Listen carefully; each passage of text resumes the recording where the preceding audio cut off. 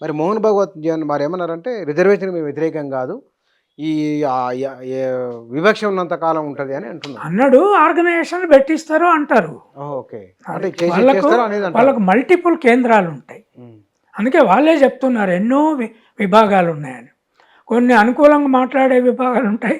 కొన్ని వ్యతిరేక ఉద్యమాలు స్టార్ట్ చేసేటివి ఉంటాయి. వాళ్ళే ఉంటారు. వాళ్ళే లీడ్ చేస్తారు. లేదు అభిజిత్ దీప్కే లాగా ఒక దళిత అబ్బాయి లీడ్ చేస్తాడా దాన్ని? అసంభవం. చేయమను చూద్దాం. ఒక బీసీ లీడ్ చేయమను. బీసీ అంటే వైశ్య బీసీ కాదు. మామూలు బీసీని చేయమను. శూద్రుని చేయమను. ఇది దీనివల్ల అంటే వాళ్ళు ఒక్కటే అర్థం చేసుకోవాల్సింది ఏంది అంటే, ఇట్లా మనం 100 ఏళ్ళకు పైగా 100 ఏళ్ళు పరిపాలించవచ్చు అనేది వాళ్ళ ఆలోచన. ముస్లిం రాజులు రాకముందు ఎట్లాగైతే పరిపాలించాము అట్లే పరిపాలించగలం. దీన్ని హిందూ రాష్ట్రంగా ప్రకటిద్దాం. అంటే ముస్లిం రాజులు రాకముందు అనంటే గనక ఆనాడు చాతుర్వర్ణ వ్యవస్థ ఉన్నది. బీసీలకు, ఎస్సీలకు చదువుకునే అవకాశం లేదు.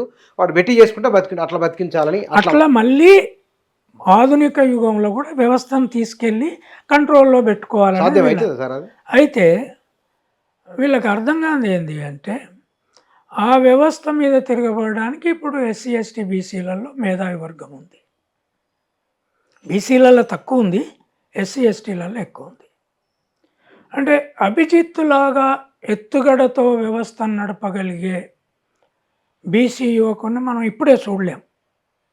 ఎందుకంటే అతని కాస్ట్ రూట్స్ వేరుంటాయి. అతనికి అంబేద్కరిజం మీద అంత గ్రిప్ ఉండదు. ఒక సిద్ధాంత పట్టు ఉండదు. ఇప్పుడు వస్తున్నారు. నాలాంటి రాస్తే కూడా మనోళ్ళే అయిలే ఇదంతా ఆయన క్రిస్టియన్ అని చెప్తారు. వీళ్ళు పోయి వాళ్ళ చెవులు చెప్తారు, అరే ఇగో కురుమోళ్ళారా ఆయన క్రిస్టియనే, గొల్లోళ్ళారా ఆయన క్రిస్టియనే అని చెప్తారు. అరే వీళ్ళు నిజంగానే కావచ్చు. లేకపోతే ఇదంతా ఇంగ్లీష్ ఎందుకు వస్తుంది మనకి ఇంగ్లీష్ రావద్దు కదా అని వీళ్ళ ఆలోచన. ఇంగ్లీష్ ఎట్లొచ్చింది అంటే, అది ఏదో జీసస్ రాత్రి ఆయన కలలో కూర్చొని ఇంగ్లీష్ అంతా తయారు చేసి ఉండొచ్చు. మరి ఎట్లా మనము ఆయన కృష్ణుడు వ్యతిరేకుడు అని వాళ్ళకే చెప్తారు. కృష్ణుడినేమో వాళ్ళే తిడుతుంటారు. వాళ్ళు గోపికల చుట్టుపడ్డాడు అంటారు, ఇంకోటి కథ రాస్తారు, ఆయనను బదనాలు. ఇదంతా చరిత్ర పడవం చేసిన వాళ్ళే కదా. కృష్ణుడు ఒక్కడే గోపికల వ్యవహారం ఎందుకు వచ్చింది, మిగతా వాళ్ళకి ఎందుకు లేదు? కథ రాసిండ్రు, ఆయనను సగం బదనాలు చేసిండ్రు, సగం దేవుడు అన్నారు, హరే కృష్ణ అంటారు, ఇంకోటి అంటారు.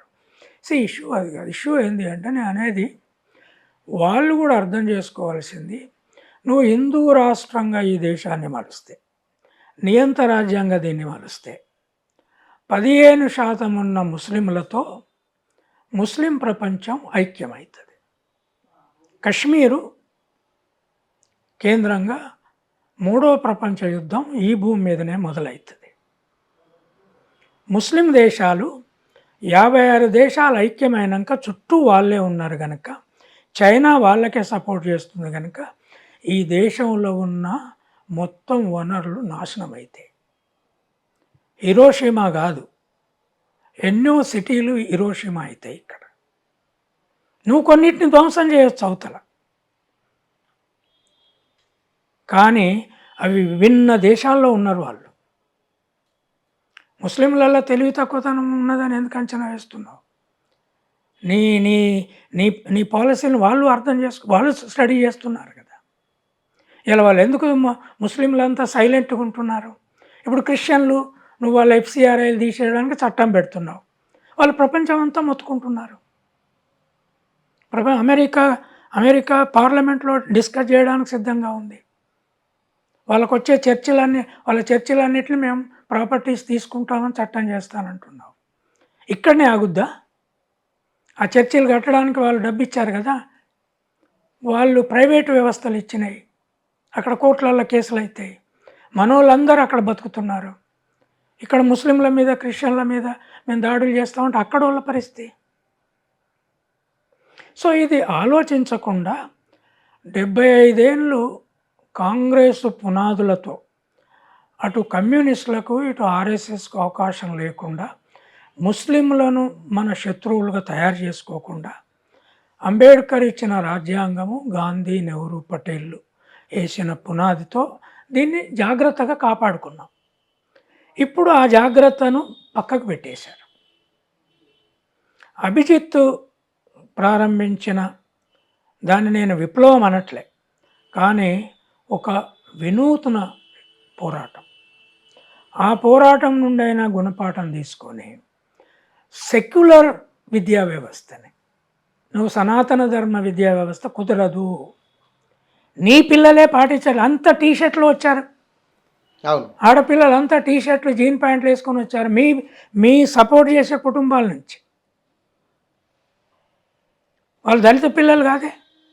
కానీ సార్ ఇక్కడ ఒక ఇవాళ పత్రికలో వచ్చింది, కంగనా రనౌత్ ఎట్లాగన్నారు ఎట్లా పెంచారో పిల్లలనని ఆమె తీవ్రమైన ఆవేదన వ్యక్తం చేస్తూ ఒక మాట మాట్లాడారు. ఇంకొక అతను బహుశా ఆర్ఎస్ఎస్ నాయకులు ఎవరో కాల్చి పడేసేవాడిని అని కూడా ఉన్నట్లు వచ్చింది పత్రికలో. తీవ్రమైన ఆర్ఎస్ఎస్ ఖండించింది అతని వ్యాఖ్యలు. అట్లాంటి వాటినే నేను పెద్దగా కంగనా రనౌత్ పెద్ద ఇంటలెక్చువల్ కాదు, ఆమె వ్యవహారాన్ని పెద్దగా సీరియస్గా తీసుకోవాల్సిన అవసరం లేదు.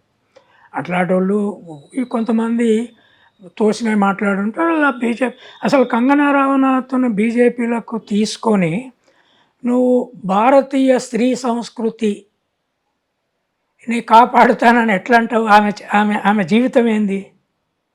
ఆమె ఇంట్లోకి వెళ్ళి తప్పించుకొని పోయి ఎక్కడ పనిచేసింది?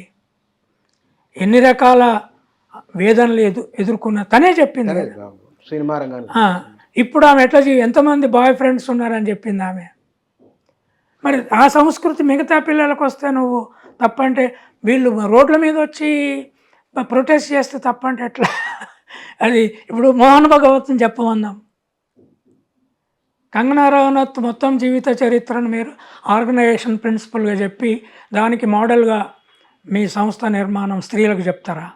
ఆమె జీవితాన్ని నేను ఆమె హక్కును సపోర్ట్ చేస్తాను. ఆమె సినిమాలకు పోయింది, ఆమె ఇష్టం. ఆమె ఫ్రెండ్షిప్లు చేసింది, ఆమె ఇష్టం. ఆమె బాయ్ ఫ్రెండ్స్ ఉన్నారని చెప్తుంది, ఆమె ఇష్టం. కానీ మీ సంస్థ మీరు దాన్ని ఒప్పుకోరే? మంచిగా పెళ్లి చేసుకొని భార్యాభర్తలే జీవించాలి, లేకపోతే భర్త చచ్చిపోతే చితి మీద కాల్ చేసిన హిస్టరీ కదా పరంపర అనేది. మీరు మరి కంగనా రనౌత్ అలా ఫిట్ అవుతుందా? ఆమె క్షత్రియురాలు,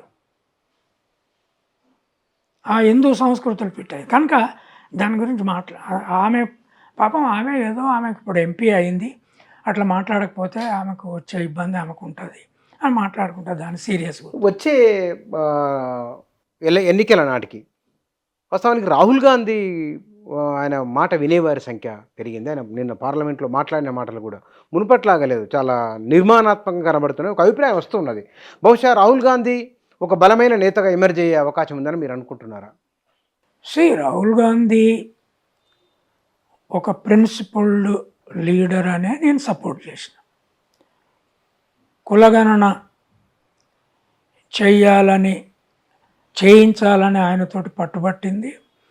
ఆయనలో ఒక నిలకడగలిగిన చరిత్ర అవగాహన కలిగిన, వెంటనే పదవి చుట్టూ తిరిగే లక్షణం లేదు. తర్వాత ఆయన మొన్న పిల్లలతో అమ్మాయిలతో కూర్చొని మాట్లాడేటప్పుడు కూడా ఒక అమ్మాయి అంది, మీరు ఫ్యూచర్లో ప్రధానమంత్రి కావాలని నేను అనుకుంటాను. ఆయన ఒక ప్రశ్న అడిగాడు, ఈ ప్రధానమంత్రి చుట్టూ ఇంత ఇదెందుకు? ప్రధానమంత్రి కావాలేను, ప్రధానమంత్రి దేశాన్ని బాగు చేసేది అదొకటే కాదు కదా అన్నాడు. చాలా గొప్ప మాట. ఆయన ప్రధానమంత్రి కాగలుగుంటే 2009లోనే అయ్యేవాడు కదా. నేను వద్దని అనుకున్నాను.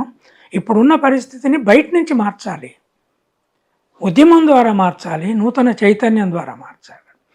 కనుక ఆయన క్రమంగా ఎదుగుతున్న లీడర్.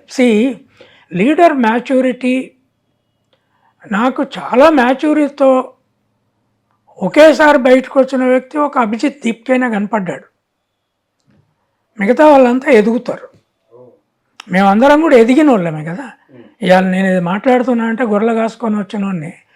అభిజిత్ దీప్కేలాగా ఒక మధ్యతరగతిలో వచ్చి లేదా పూనాలో చదువుకొని జర్నలిజం చదువుకొని ఇంటర్నెట్ను ఆర్గనైజ్ చేసిన వాడిని కాదు నేను. క్రమంగా నేర్చుకుంటూ వచ్చిన వాళ్ళం. తప్పు చేసినా మంచి చేసిన. రాహుల్ గాంధీ కూడా ఆ కుటుంబంలో పుట్టి ఈ రాజకీయ డైరెక్షన్ తీసుకోవడం అనేది మాటలు కాదు, అది 360 డిగ్రీల టర్నింగ్ అది. అందుకే నీకు ప్రియాంక గాంధీకేమో కుటుంబ లక్షణం కనపడుతుంది,